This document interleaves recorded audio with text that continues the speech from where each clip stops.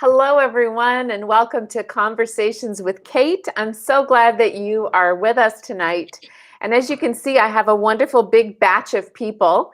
And these are three amazing individuals with important experience about St. James Church and St. James School. And we're going to talk about synergy. We're going to talk about a little bit about history. We're going to talk about partnership. But first, let me introduce you to our guests. I'd like you to meet Ken Robbins, a member of the school board, and Cathy Helm, senior warden of our vestry. That's the equivalent of the school board at the church, the governing board at the church, and Augustine Chung, also a member of the school board at St. James School. And Augustine, I want to start with you because your story is so amazing. Tell us how you first came to St. James School. All right. Thanks for the warm introduction, Mother Kate. Yes. Well, I first came to the school in, I guess it was I'm trying to calculate actually, 80 something. I did, attend St. James from kindergarten. As a student myself. I lived not too far from the school, obviously, and it's been kind of an important institution the school has and the church, for the local community for a long time. So I got to be a part of that from an early age. So Augustine, are there teachers at St. James School that are still there that you could have had is that possible? Yeah, so Mrs. Kamula was my kindergarten teacher. Now she's the first grade teacher. Yes. And actually, the funny thing is, Mrs. Sherwood, Diana Sherwood, is a member of the church. She's my next door neighbor. She was there after I left, but. Oh, she was a teacher at St. James School? Yeah. Mm-hmm. She's wonderful. I didn't know that you were neighbors with her. So you have a very personal experience with St. James School because you were a student there, and now you're a St. James School dad, right? That's right. My wife and I, we have a second grader and a kindergartner as well. Mm-hmm. So, we're glad to be kind of coming back full circle. Yes. And we're kind of proud St. James parents now. Did you always know that you would want to have your kids go to St. James School? As much as I would like to say it was inevitable, and I mean, I think it was in some respects, but when you think about where you end up working and where you end up living, there's a lot of chance. I think that factors into it, but definitely, as soon as we, I actually happened to live just a block away from the house I grew up in. At that point, then and of course, we would send our kids to St. James. That's wonderful, and I should let you all know that Augustine Chung, Dr. Chung, is a pulmonologist. Is that the word? Right. At UCLA Hospital, right? That's right. Yes, that's wonderful, and a very important member of the St. James School Board, and also one of the leaders of what's the name of the all-important task force that you're on at the school these days? The Medical Advisory Task Force. Yeah, we've been that's giving all. Mr. Renke advice since February. Since February. I mean, so you've just been having to sort of decode this pandemic step by step from the vantage point of, your work for a school, and it's such uncharted territory, isn't it? No, absolutely. It's been dizzying. It's been fun, and tiring, but it's good work. Yeah. And we're everybody, I know that Mr. Renke feels incredibly blessed that you are part of leadership at St. James School. And now I'd like to switch over to Ken Robbins. Ken, tell us the story of how you found your way to St. James Church first, because I think that although you serve on the school board now, you came to the board, if I'm not mistaken, through being a parishioner at St. James School Church. Yeah, I showed up about 15 years ago. There was a Compline service, which is a, Mm. kind of monastic music service that I just kind of found online and showed up and fell in love with, and then met some Mhm. just wonderful people at the church, and they've tried to get rid of me ever since, but I'm here. It's just been I've become just loved the community and became a part of it. And early on, one of the things that I saw that kind of amazed me about the church was the school. And I was really energized by, this grade, kindergarten through sixth grade school and the work they were doing. And by about 2010, I had become the treasurer of the church. And so had a Mhm. lot of interaction with the school in that position. And it was Oh, just, right. That makes sense. yeah, it was amazing, and something I really enjoyed. And in recent years, the school has asked me to be part of the school board, so which I'm delighted to do. Yeah. So you went from being the treasurer of St. James Church to a key member of St. James School Board. Before we go any further, one of the people in the chat says, congratulations on UCLA being named best hospital in Los Angeles and third best in the nation. I'm sure it's because of you, Dr. Chung. I mean, really, just put him right over the edge. Definitely, no doubt. And welcome Cathy Helm, Senior Warden of St. James Church. Can you tell people who don't speak Episcopalian what a Senior Warden even is? Well, the board of an Episcopal church is called the vestry. So instead of a board of trustees, you have a vestry. And the senior warden is like the chair of the board, I guess. There's a senior warden and a junior warden. I don't know where the terms came from. My family really laughed when they first heard that I was going to be the senior warden. It just sounds It sounds like you should have some keys clanking at your waist or something, right? Yeah. Yes, I know. And for those of you who don't know much about the inner workings of the Episcopal Church, a senior warden and a rector like me, work really closely together, and we're really the two people who talk constantly and strategize and really need to harmonize in order to do the work, and it's such a joy to work with you, Cathy. I'm just gonna enjoy every last minute of the next 2 months until she's rotating off. It's yeah. But although you're the senior warden of St. James Church, you didn't start out at the church, did you? Well, I kind of started out at the church at the very beginning. I visited the church. I had moved from the East Coast, and I thought, I'm never going to be able to find a pretty church in Los Angeles. They're all going to be modern and ugly and that kind of thing. And I came upon St. James because we lived fairly close to it. And so I went to the church a little bit, but I got more involved when my daughters were born. I have twin girls. They were born in 1991. And I had already been involved for a bit on the school board, partly because I lived next door to the former rector at St. James. So we got to know each other, and I'm a lawyer and he needed a lawyer on the board, and things like that. So, but I'm confused that your daughters went to St. James School. Yep. Right. Yep. But did you only know about St. James School because you first knew about St. James Church? Yes, basically, yes. Because of your next door neighbor?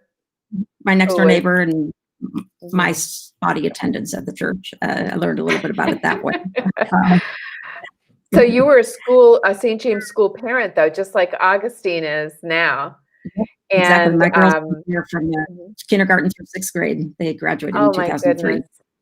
And did they have a good experience at the school?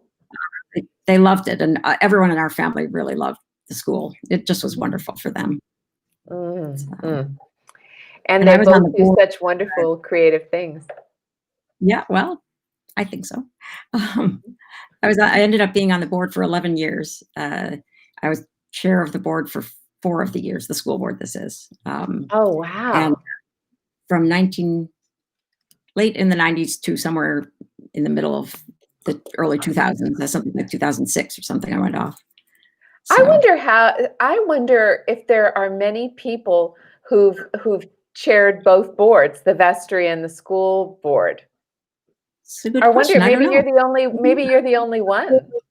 Oh, maybe. I never thought of it. It's a very interesting thing for you to have such an intense perspective from each sort of institution, Mm-hmm.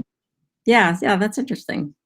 And I think one of the many nice things for me about your role at the church is that you speak fluent school. You know the school and love the school, and there's nothing mysterious about it to you. It's part of who we are, and I think that part of who we are has changed over time, though. We were talking before we went on the air, all of us, about the early days of St. James School and how we decided that it was founded in 1968 by Father D'Amico, who was the rector at the church then. And that, Ken, you were saying that he had diversity in mind. Yeah, the church had gone through some real tough times, kind of racially and socially during the 60s. And I think from what I've heard, one of the responses that Father D'Amico made to this issue was to found St. James School. And from the very beginning, he was interested in a diverse student body. As a sort of a way of engineering a better future, right? I think he thought there was a way he could contribute. Yeah, that's wonderful. And so I think they started out in a little apartment somewhere in the neighborhood, and then grew and grew. And Betsy is on the chat, and she says that they. She's answering. They're having their own discussion in the chat. One of the people in the chat is saying, why has St. James School ever considered expanding through 12th grade? And then Betsy Anderson said, yes, several times, but there's not enough space. So, So anyway, we did expand, though, from the little apartment to the big campus now on the other side of the parking lot. For those of you who are St. James Church people and don't know anything about St. James School, it's on the other side of the little parking lot and extends all the way to 3rd Street, right? Is that what that?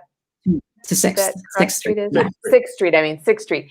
And it's kindergarten through 6th grade, student body in like high 300s, 380 maybe, 390. And it's one of the most respected independent schools in Los Angeles.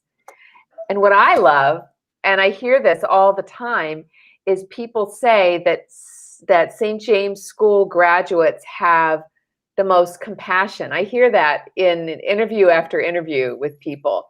So do you see it already in your kindergartner and your 2nd grader, Augustine? Of course. Lots of compassion. And I just think it's wonderful that your, I don't know if your kindergartner, if your 2nd grader was in your 1st grade teacher's class or not, but your kindergartner might end up in that class. And I sometimes read for her in her class, and I just love that full circle, that continuity. It's amazing. And a few years ago, we had the 50th anniversary celebration of the school. And what a day that was, just remembering this whole history. Neville Anderson's in the chat, and she says, I was in kindergarten when we moved from the apartment building on Gramercy, where St. James Manor is now, to the current building. So Neville, really, she's a wonderful pediatrician here in the neighborhood.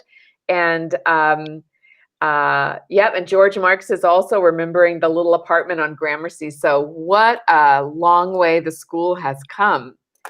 Now, it wasn't always smooth sailing between the school and the church, though. And I don't want to dwell on difficult times, but I think we need to sort of acknowledge that this relationship has evolved, and in that evolution process, there were some tough times to do with, I think, balance and roles and governance and influence. Would anybody here like to say anything about what that, maybe you, Cathy, can remember a little bit about what were some of the obstacles? I think a lot of this, we had a lot of trouble of this sort when I was on the board. And I think a bit before and a bit after that too. And I think each of the school and the church, each one felt that the other didn't care very much about them. I think the school thought the church was trying to control it and wasn't giving it due respect. And the church felt that the school didn't need it, might not need it, and therefore might split off. There's a lot of fear on the side of people at the church that the school was going to leave the church, just become some other church, some other school, and not be connected to an Episcopal church at all anymore. It was kind of, the problems were magnified by the fact that a school can charge tuition. So it has an automatic way to get money. And churches don't. They can ask people to pledge, but they can't make them pledge, charge them for church.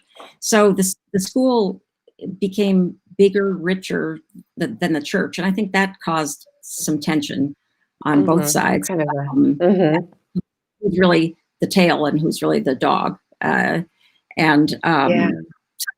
was part of it. And then the vestry, the church's board and the school board had a lot of tension over certain things, like the school budget was something that always caused a lot of trouble. In fact, some of the people listening might remember Steve Turner, who used to be a parishioner at the church, and he was the chair of the school board for a while. And after a budget meeting with the vestry, when he was chair of the school board, I remember he slammed the door of the conference room so hard that the door handle punched through the wall, and because he was so angry the meeting had gone. So there was a lot of that kind of stuff. Oh my gosh. Walls, oh my gosh. I feel so civilized these days. I don't think I've broken anything since I got here, and neither has Mr. Reinke. But isn't it sort of a classic issue in any relationship that both partners in the relationship want desperately to feel respected, seen, respected, valued by the other, right? Exactly. Yep. And I think that was can't help but think that the way that you describe it, it sounds like that more than anything else, that maybe the relationship for some time period wasn't tended in such a way that appreciation was being communicated back and forth. Yeah, I think that's exactly right. Betsy Anderson in the chat says a good relationship between the rector and the head is essential. That's true. So that's the easiest thing I've ever done, is having a good relationship with Peter Reinke, because he's awesome. And I also think it's great that he and I started at the same time.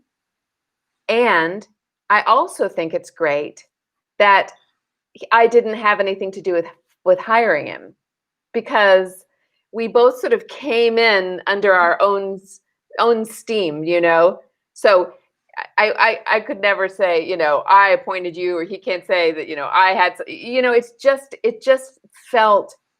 just felt wonderful to start at the same time. That was a fluke, but I think it was a happy fluke.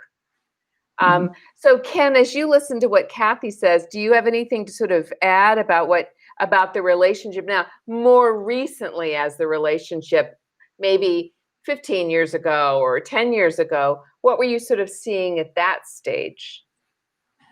Well, so this goes back about 10 years, and I think the relationship was beginning to heal a bit.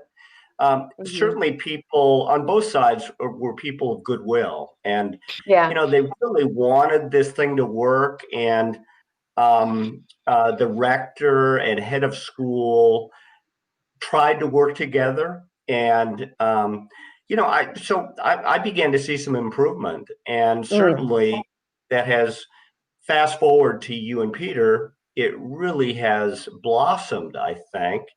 And from where I sit, the school is probably the best thing the church has ever done in terms of funding the school. Wait, you mean the best idea? You mean the best idea that the church ever had was to start the school? The best idea that has really come to fruition. We have this incredibly successful school, and I think it reflects so wonderfully on the church. I think it, really is exciting. And for me, being a fairly long-term member, but not around as long as, say, Cathy Helm, it is exciting to see this synergy developing and growing. And I certainly, as a member of the school board, I see a lot of respect from the members of the school board toward the church. And, the school has attracted just some amazing people. We have some very prominent Los Angeles citizens who are part of What our about the school. guy on this call right now? What about the guy in this conversation right here, Augustine, Dr. Chung? Augustine. and Hubert Smith, who you had on oh my Conversations with Kate a couple of weeks ago. Yeah. So no, it's true. The time. school board members are extraordinary. And I'm glad to hear you say that they look on the church with respect. That's good, because I think it's a sign that the relationship is in a much better and different place.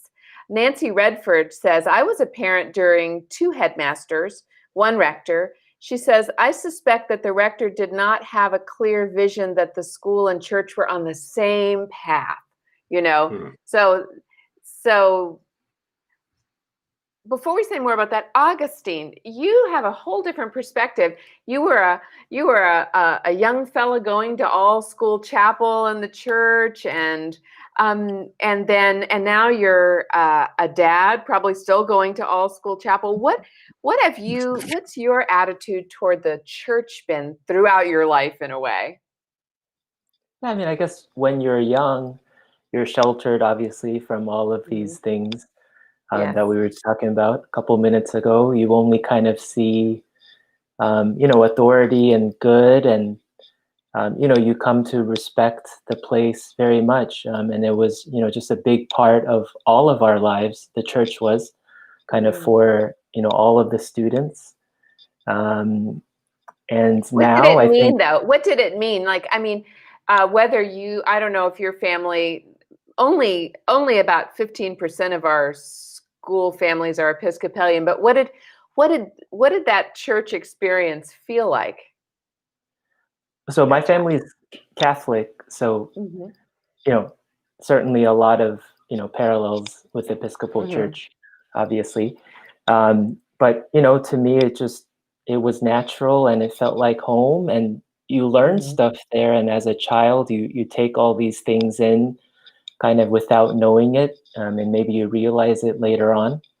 And it's really nice to have that, really rock for the school, and see the current students, shuffle in and out of the church. It's really amazing to see. Yes, it is. It's just, there's a timelessness, right? Right. Those blue blazers, the turtles, the whole thing. Yeah. So as a child, you wouldn't have known about the sort of what goes on in vestry meetings or school board meetings, but you do. But you are in the school board now, and we're and this is what Ken was starting to talk about, this sort of sense of a new era. So what does this new era look and feel like? What are some of the characteristics of what a new era would be for us as a school and a church? Well, Anybody? first I want to, add that, kind of as people are describing, it is a little bit of a golden age, in the relationship. And like in other relationships, there's kind of nothing inevitable about it. You have to have good people that work really hard, to keep it going. And it seems like we're fortunate enough to have that. And, I'm lucky to have my kids in at a time that you and Peter Reinke are at the helm. But I feel like, as it has in the past, both institutions, was really one institution within each other, can really learn a lot from each other and really see a lot of benefit. And it's just like I touched on a little bit ago, the kids, even without knowing, they get so much benefit from, the steeping in tradition of the church, and, teaching their morals in really a very constructive way, and kind of in an enlightened way that I think other places of worship sometimes should try to emulate. Yes, I agree. I think about that a lot. I think about how we're offering an experience of the Episcopal tradition, and maybe this is bad, but I'm not trying to make more Episcopalians. I'm trying to open hearts so that everybody is living a meaningful life, and our tradition is beloved and amazing. But as the 5th grade religion teacher now, I'm enjoying the heck out of teaching about Judaism, and we're learning about Islam, and all the great faith traditions, and what we share in the way of honoring others and compassion. And I just think that conversation is sort of it feels natural when you have this one tradition that you can sort of leap off from, and which is ours. And I almost think that, Ken, when you started coming to those Compline services all those years ago, there was probably something in you that was yearning to reconnect with that, something ancient and mysterious, and it's I think it's great for kids to see that, and the way that it's been upheld all these years by Father Aidan Coe, for example, and others, just that loving a tradition. Doesn't have to be the only tradition, but loving a tradition and getting to know it. Betsy's giving me a compliment. Thank you. I'm not going to read it. Modesty prevents me from reading that, but yes, and Stuart's saying that we as a religious institution have a responsibility to invite clergy from other faiths, and we've been enjoying doing that a lot. So there was this evolution, and Cathy, you really very clearly explained to us that there was a power dynamic issue. As Ken said, the school became so much bigger than the church. Just to give you all an example, the annual budget for the church is $1 million, and the annual budget for the school is $10 million, right? Yeah, so that's different. That's a different size budget, and I think the school has upwards of 75 employees, and the church has about 6, Cathy, I think. Yeah. And some Like part-time people too. Yeah. So it's just a very different size. Now it doesn't mean that bigger is more important or more valuable, but being a big school like that, there's lots of demands and lots of needs. Can you talk about that a little bit, Ken, about some of the ways in which the school needs sort of flexibility? Well, in so many ways, and the church is particularly under your leadership, has opened our hearts to them and our facilities. They really need to expand their facilities, particularly during this COVID time, to try to provide a bigger, broader campus. They really, under Peter's leadership, they really want to emphasize the importance of social issues. So the soup kitchen and the food ministries are a big piece for them. Your participation in, the teaching of comparative religions and so forth. I mean, there's just such a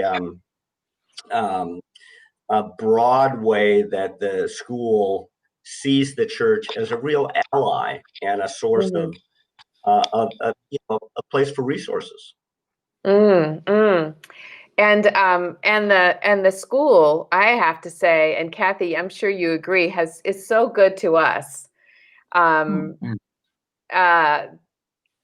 addition to sort of an annual donation, which is very large, the school offers all sorts of things from.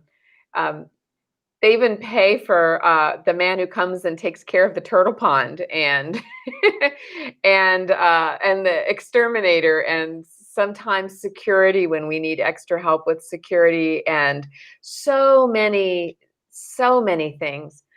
Not to mention that Peter pays for every one of those Denny's breakfasts. I mean, we owe them so much.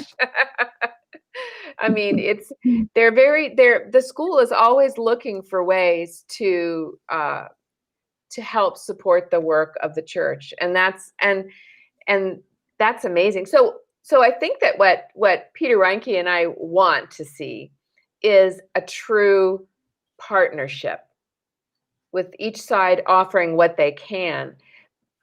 But I think that sometimes we still I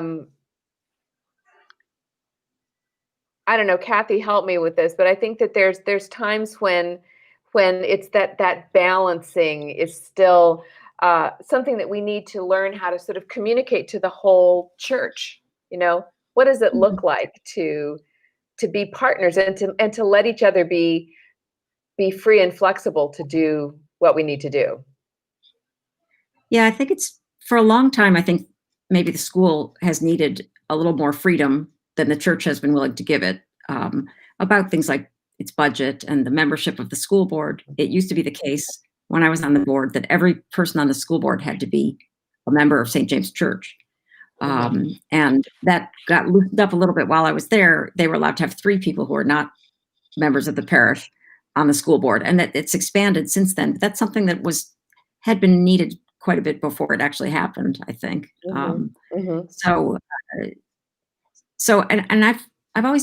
always surprised by the fact that some of these worries say about on the church's side about the school might leave us. They're pretty close to the surface for some people. And I think they can quickly, when they hear how well the school is doing, that's tinged with a little bit of fear for them that, if it does too well, it'll leave us behind. So those kinds of things I think linger a little bit. And I think there are equivalent things on the school side as well. That sounds like trust. That sounds like trust. Yeah, I think that's probably a lot of that is just related to a lack of trust, and I think that has improved a lot, especially with you and Peter. But even before you were here, the last head, Debbie David, I think that she was very helpful on that too. So it's back to the relationship analogy. If in a relationship one person looked suspiciously at the other person if they were doing too well, and say, if you're doing too well, you're going to leave me. I mean, that sets up a very unfortunate dynamic, I think, because the subtext is don't do so well, don't look so successful. I mean, which of course we want the people that we love, the institutions that we love to thrive, right? And yet it's scary. It's scary too. Yeah. I don't know. Right. Augustine, how is this resonating with you? I mean, it's a funny way of talking about a school and a church, like a relationship, but do you know what I mean?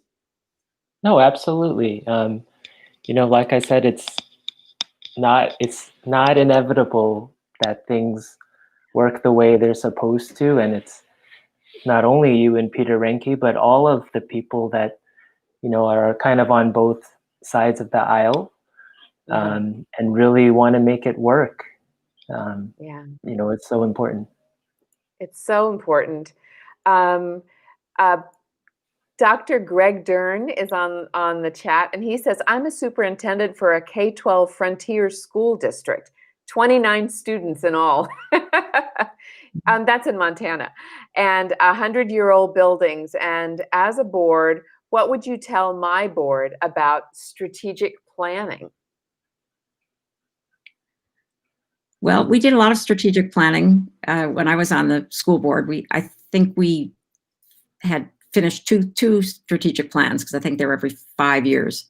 One of the most important things I learned was the hardest stage is the implementation stage. It's actually a lot easier to figure out what your strategic goals are than to try to accomplish them.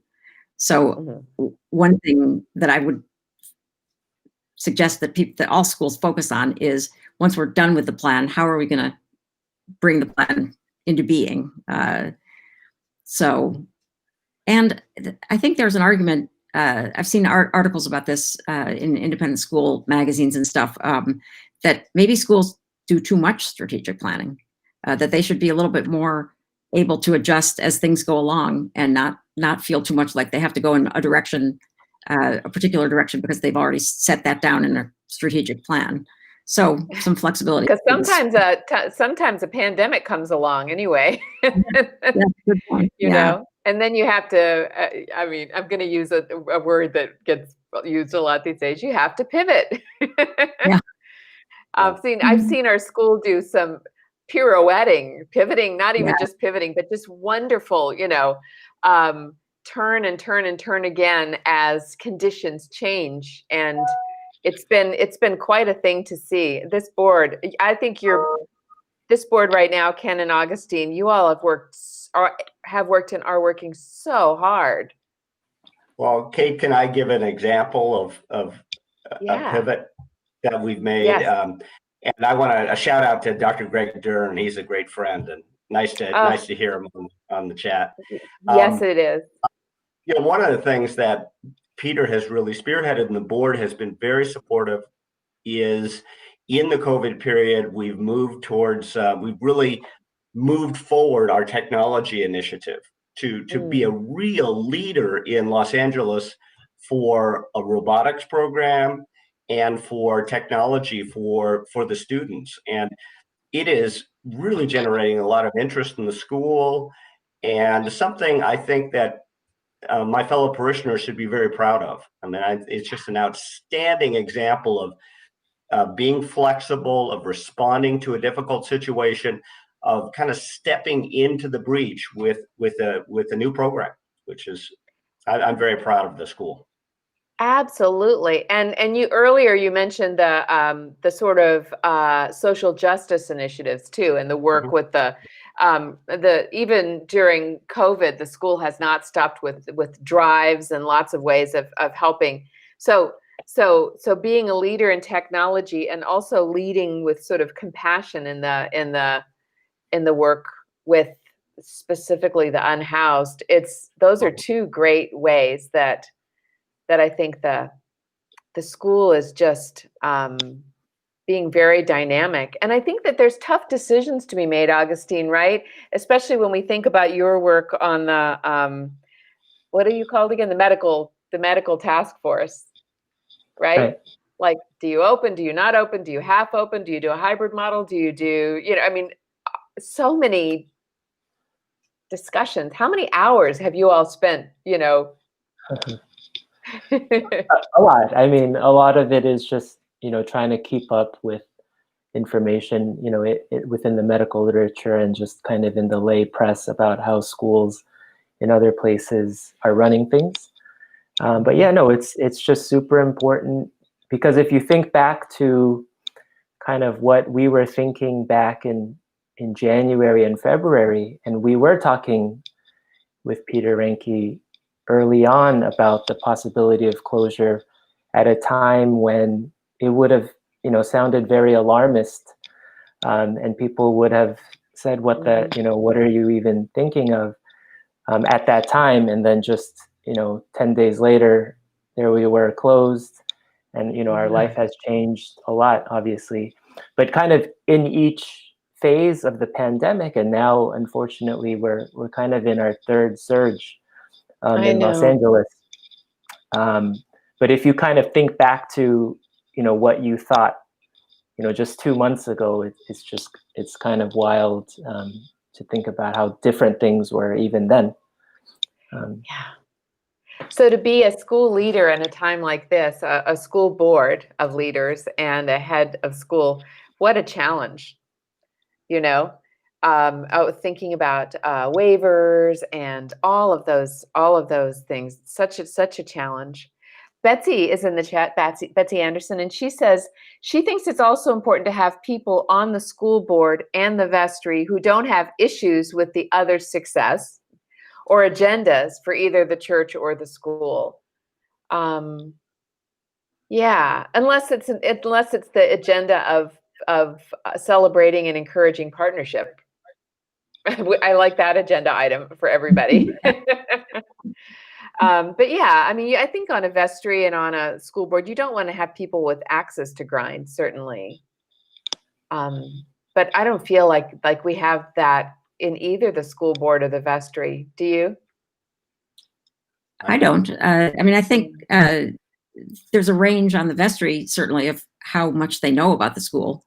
But I don't think there's any kind of bad feeling about the school. Some of it's just they just aren't that certain what it's all about. And then there's some people who are That's the thing that drives me crazy is I wish I knew how to let our church know more about who our school is today. I mean, how can we do that? Well, I was on the board of the Archer School for Girls on the West Side and until recently. And they had something called Founders Day. And it celebrated the founding of the school, which is very recent. That school is 30 years old or something, less maybe. And so members of the school board were invited to that. And before the Founders Day ceremony, which was with all the girls and everybody, we would visit a couple of classes. So the 15 or 20 trustees would go to different classes. And that was you could only do that with a small group of people like the vestry or something, but wouldn't be practical otherwise. But that was the way I thought that I got the best view of the school was by doing that, going to that Founders Day ceremony. And so there might be something along those lines. I don't know. Yeah. I love that. What other thoughts? Ken, what do you think? Well, I agree with Cathy that, I mean, one of the things that very much energized me kind of before I got back on the school board was visiting the school during the school day. Now, obviously, in this time, we're not quite there, but we will be there. And it is so energizing to see the kids and what they're doing in the classrooms and the energy of the teachers. And I mean, I just found that very profound. Yeah. Amazing teachers. Absolutely amazing teachers. So visiting is one way. And I mean, I try to write about it and preach about it, but I do want St. James Church to be so specifically proud of the achievements of this school. I mean, I know that it's a school that's respected throughout the city. And I mean, it feeds right into places like Harvard, Westlake, and Marlboro, and just these amazing other schools. And so much to be proud of, So, and Neville's suggesting maybe invite parishioners to school chapel. That's a great idea too. Because you can really get the vibe, can't you? Of that place where we meet. Yeah. Yeah, that's I know. I can't wait to get back to having school chapel. So I'd love for each of you to tell me a sort of if you can, a specific sort of dream of what you would imagine this partnership of ours looking like, let's say 3 years down the road, sort of the results of our imaginary strategic plan right now, what would it look like?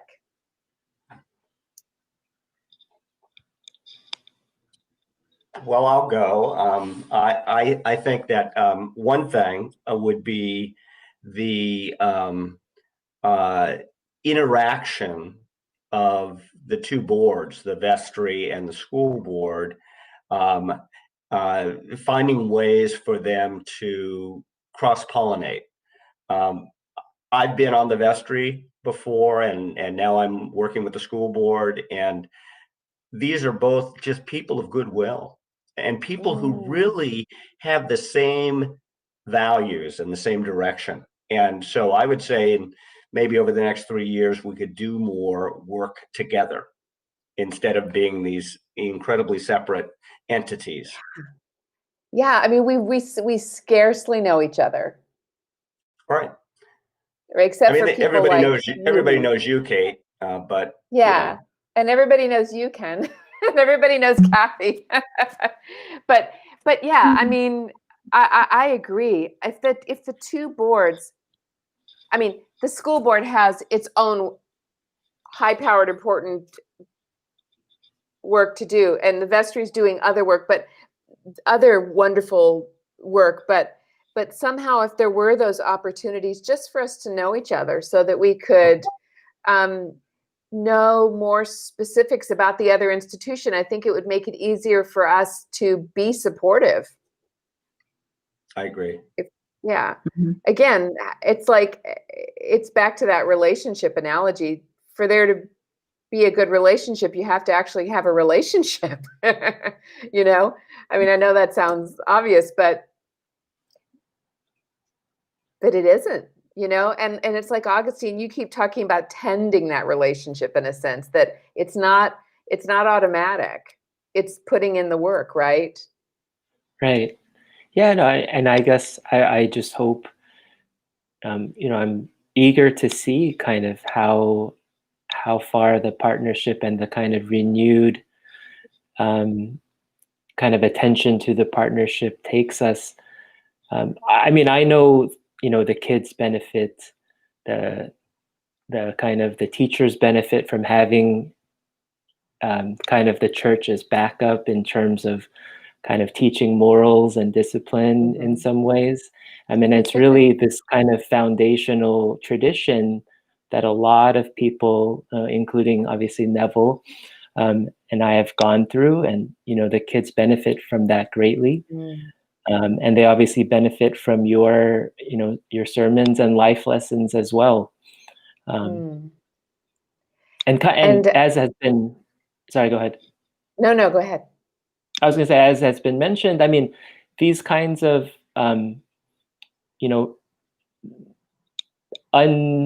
imperfect feelings, I guess, I wasn't even really aware existed. A lot of them, I do feel like, if there's people that are only kind of in your mind and not someone that you actually know and can see and feel, it kind of makes a big difference. And kind of vilifying is probably too strong of a word, but you're less able to do that, right? If they're more of a real person. Yes, and then you don't think about them as this monolithic block of people, but you think about the people that you know and are coming to love. Right. Arnold Blanchard is on the chat, and he says yes.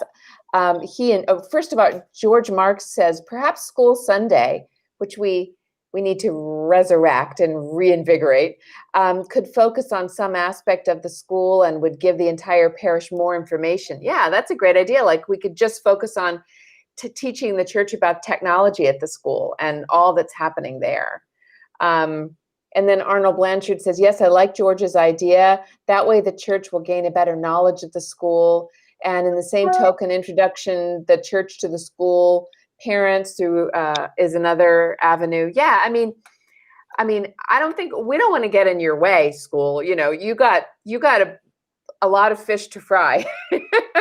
But I would love for the church to be better and more specific in our rooting for the school and celebrating the school and being proud of the school and telling the world about this school that, as Ken, you said, is one of the best things our church ever thought of to do, you know, and thousands of children have benefited. Pretty amazing. What about you, Cathy? What's your dream? Well, I was thinking back to, I remember before I was on the board, I happened on on the school board, that is, I happened on I guess it was a visiting day for prospective parents, and 3 or 4 sixth graders were up on the dais. They each spoke about what St. James had meant to them and that kind of thing. And I'm sure they'd received help from their teachers and so forth in preparing, but they were so impressive. And I think that if we could figure out a way to give people in the church more exposure to the kids themselves, if there were some way to do that without making kids have to talk to a huge audience of parishioners, kids probably wouldn't like that. But it just seeing the kids in action and talking about St. James School was just very impressive to me. And then I went to, of course, as a parent, went to so many school events and saw the kids in action in all other many different kinds of ways. And sometimes we've had school art posted in the parish hall. We've had that, and that's, I think, fun. Then people in the church members during coffee hour look at the art that the kids have created. That's enough. Yeah, absolutely. So something that would I somehow. love that idea. I love that idea. I'm basically the students are in the best position to tell us the story of St. James School today. Yeah.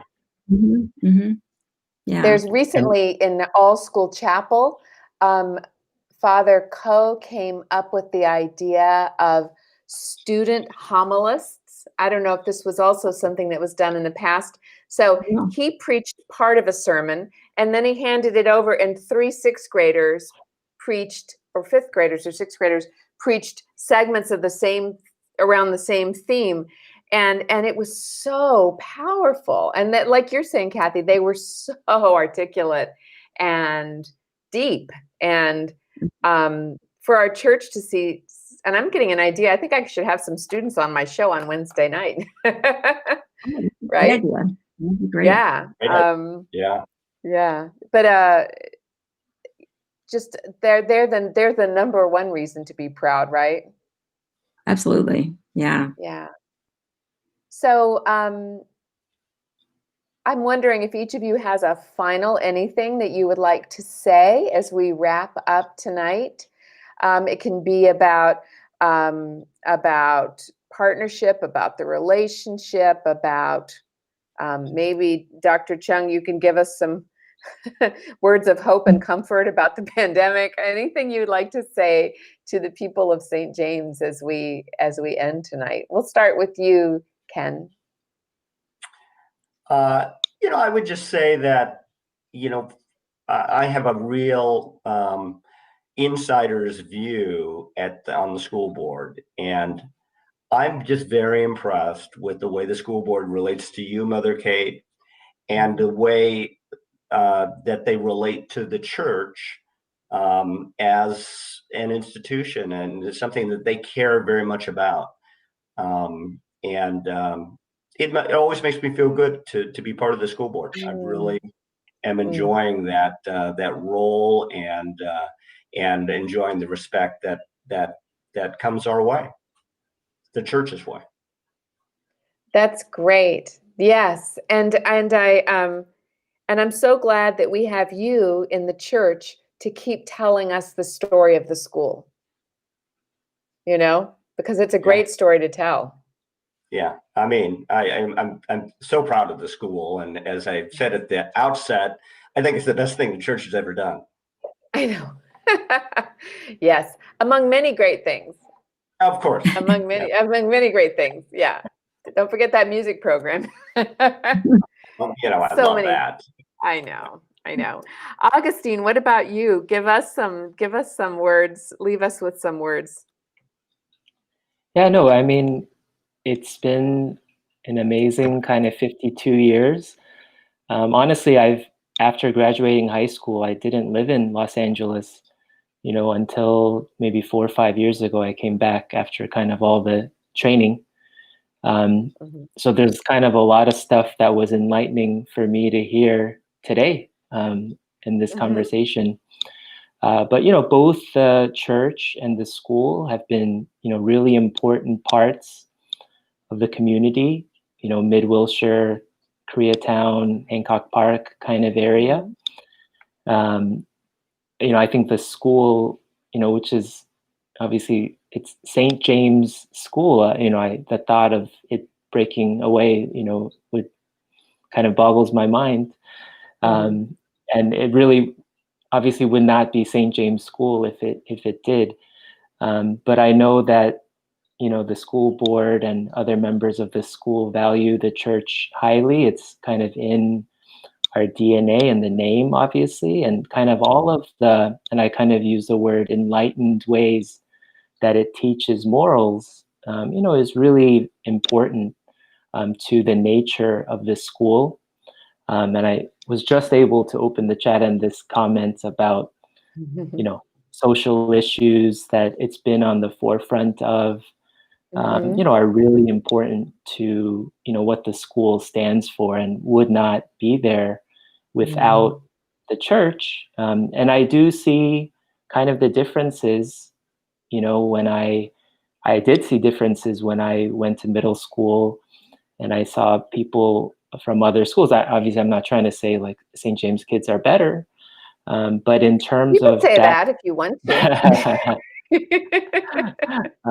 In terms of that kind of world community perspective, even though we were a religious school and these other schools kind of were not, it's certainly not kind of a Episcopal superiority complex. Obviously, it's just kind of teaching goodness and morals, and it's just important to be for that to continue.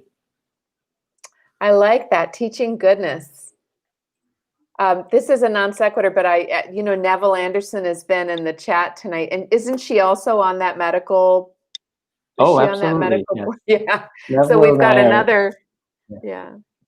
So she's very another important. St. James student who grew up to become a board, a leader in the school in terms of the medical decisions that you're making right now. And what about you, Cathy?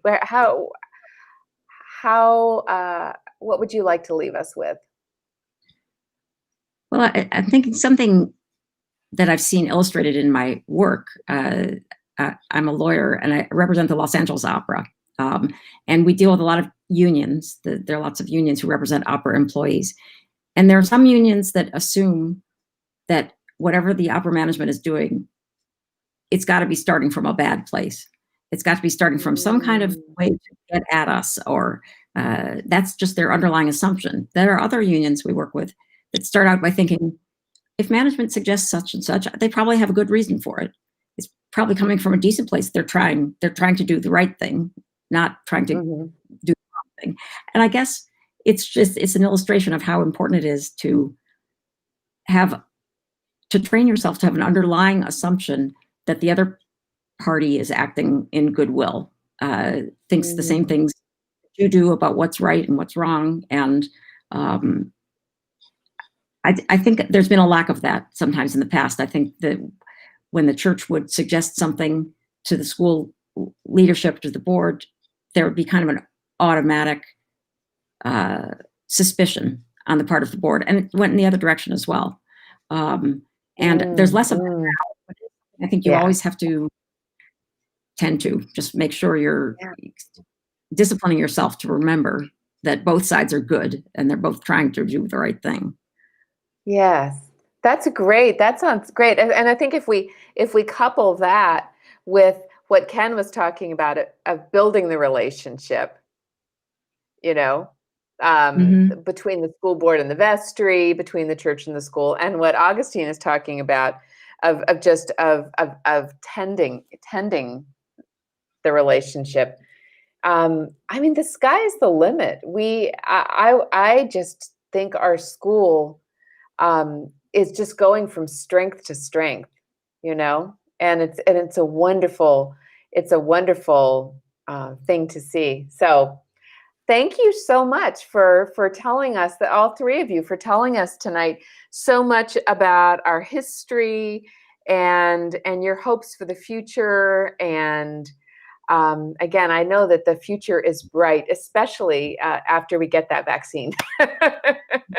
But even before, we're getting to know each other more and more, right? True. Yeah. So thank you, Ken. Thank you, Cathy. Thank you, Augustine. It's been a real honor to have you with us tonight. Good Thank night. you. Thank you. Thank you.